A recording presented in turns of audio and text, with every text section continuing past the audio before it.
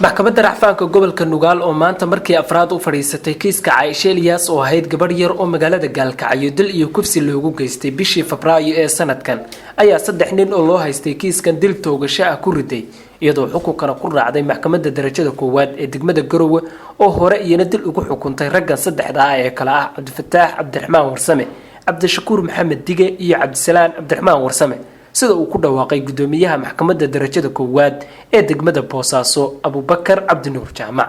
maxkamadda rafcaanka gobolka Nugaal waxay soo saartay xukunka ku saleynaysa shariicada islaamka. waxay xukuntay sidan: maxkamaddu waxay diiday rafcaankii ay soo qaateen rafcaanlayaasha kala ah Cabdifataax Cabdiraxmaan Warsame iyo Cabdishakuur Maxamed Dige iyo Cabdisalaan Cabdiraxmaan Warsame.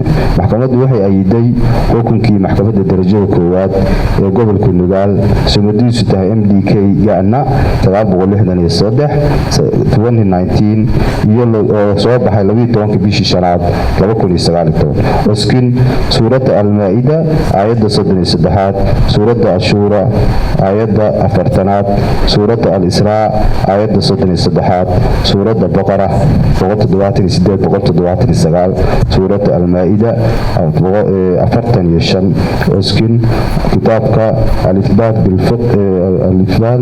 بالقرائن في الفقه الإسلام صفحة 57 إلا 100 وقري إبراهيم محمد الفائز كتابك نظامك قضاء في شريعة الإسلام صفحة 185